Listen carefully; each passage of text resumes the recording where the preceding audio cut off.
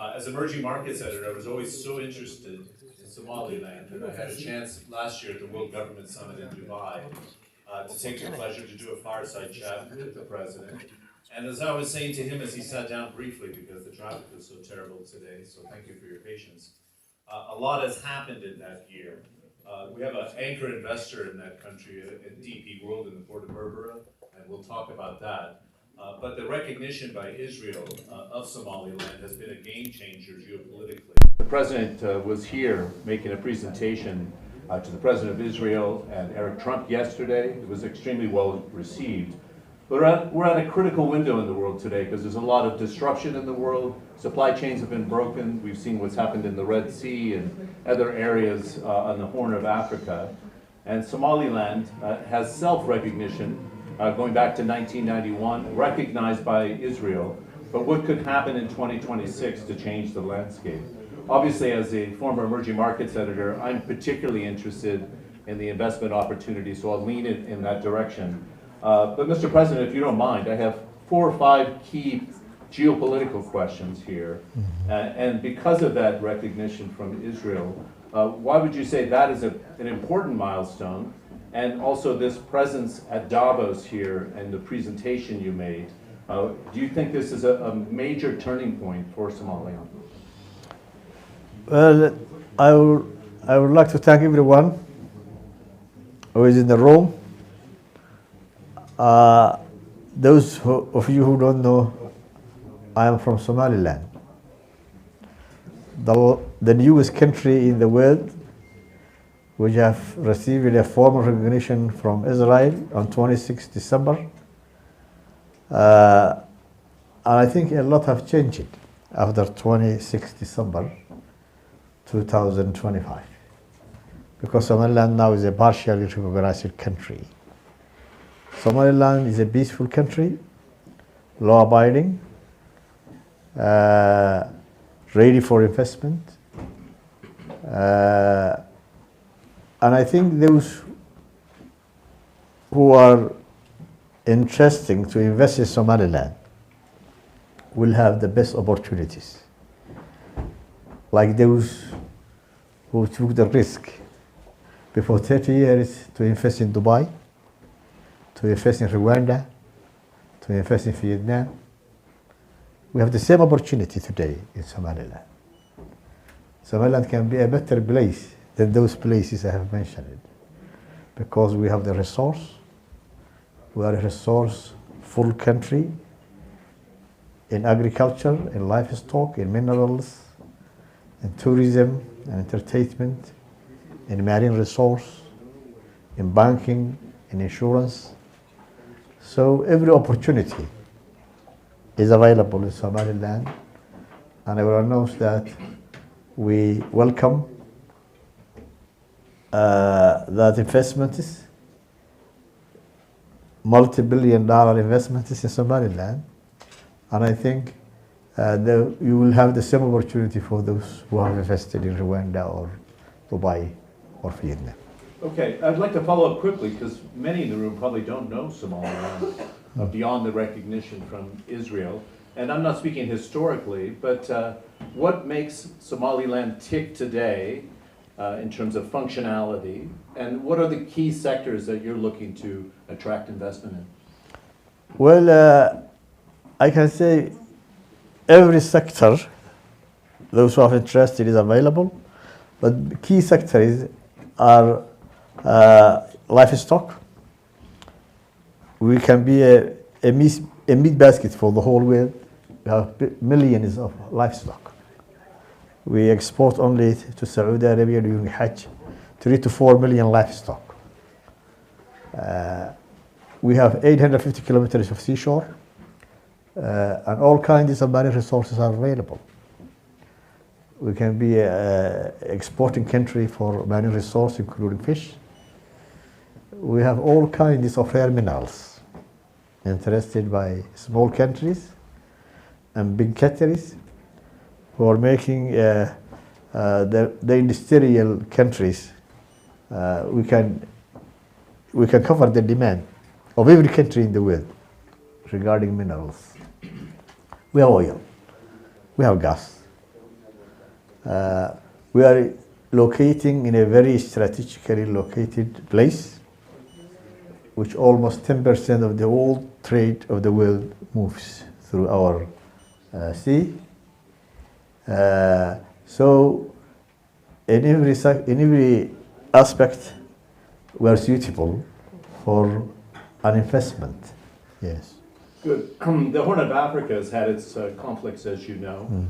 And one thing that does stand out, you've kept it very peaceful. Yeah. What are the building blocks that kept that stability in Somaliland that could welcome international investors? What are the ingredients there, President? Well, our people has traditionally a local means to solve all issues, unlike other parties in the region. That's why we are, because I give you an example. In Somalia, the world have tried to hold conferences, 10 more conferences, international conferences to make peace. But in our case, we made the peace under the shades of trees. Even we don't need to hold conferences in very beautiful meeting halls. So we have a local mechanism to resolve conflicts, and that's why Somaliland has been kept peaceful, unlike other parts of the region.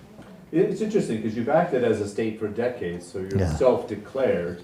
Are you now explicitly calling on international leaders to recognize Somaliland, and what are the hopes for that? I take this opportunity to talk to all the leaders of the world. We are a peaceful country. We are a democratic country who make elections unlike other parts of the region.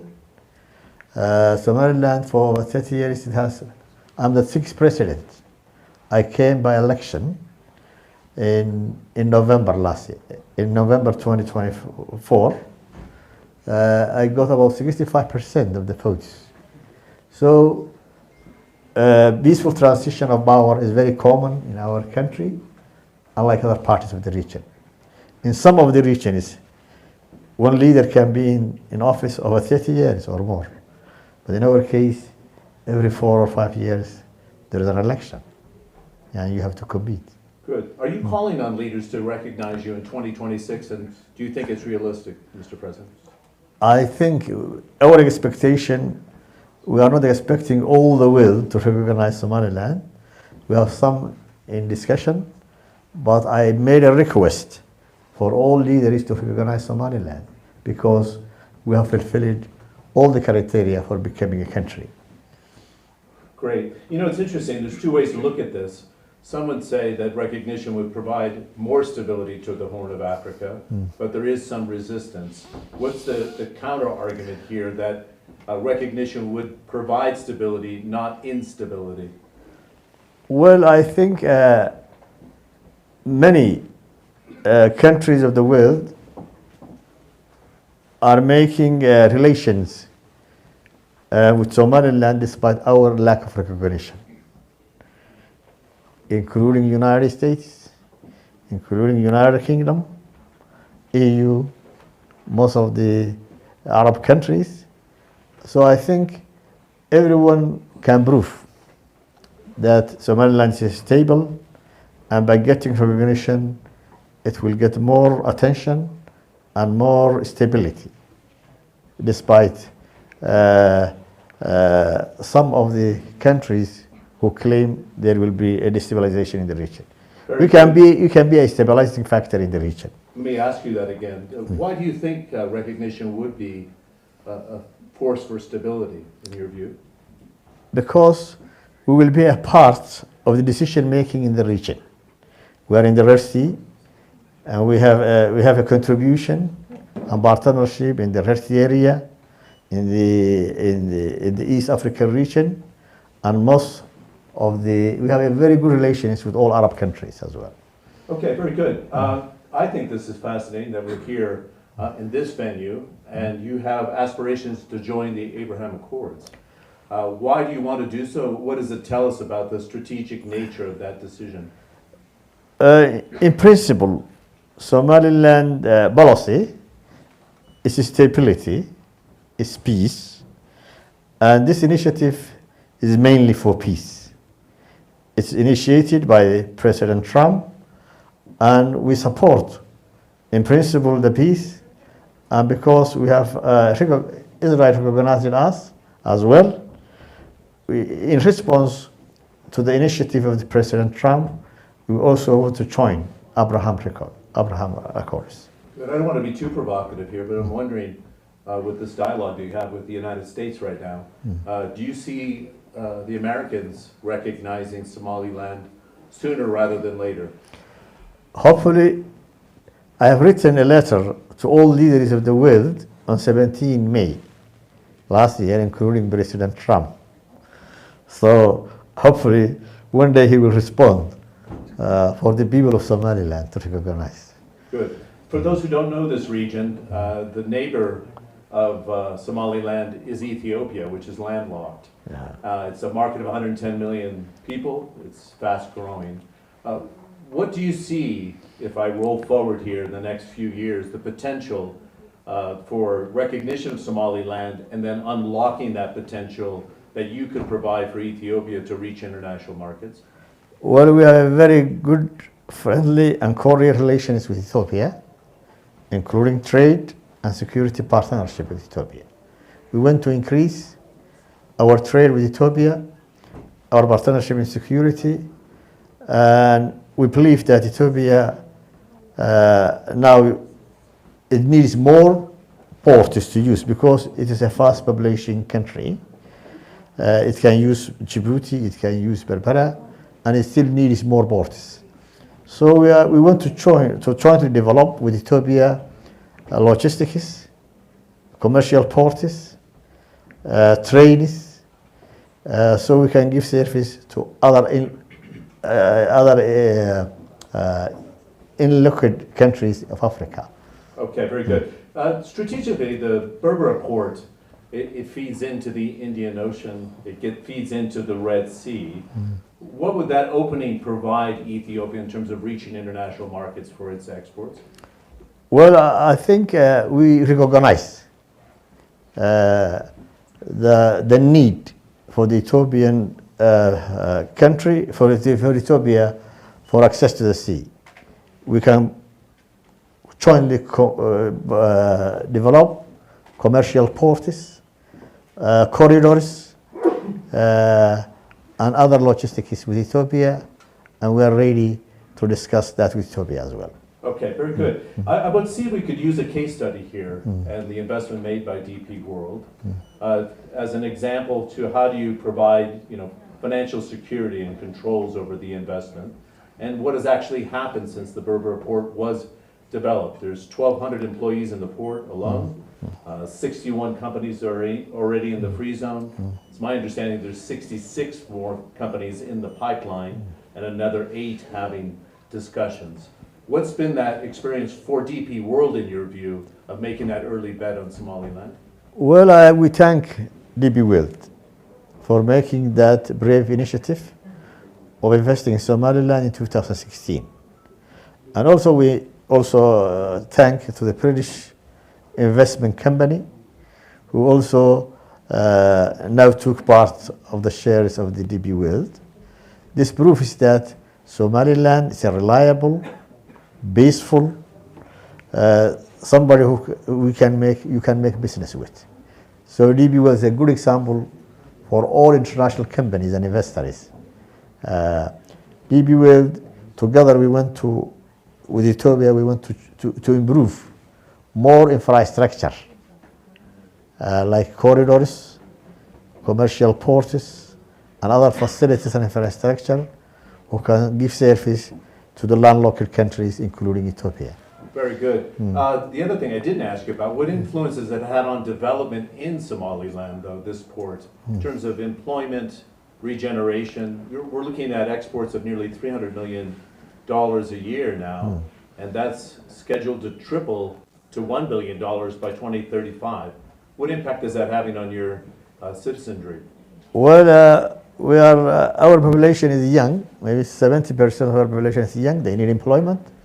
Not only the port, which employs now a large number of our youth, other projects and corridors and infrastructures will also employ more people in our country. Great. Now, being unrecognized, some would say, you know, John Defteris, you're being silly here. There's a lot of risk in Somaliland. But which governance measures have you set up to make it a safe place to invest now and not wait for full recognition by other countries? Well,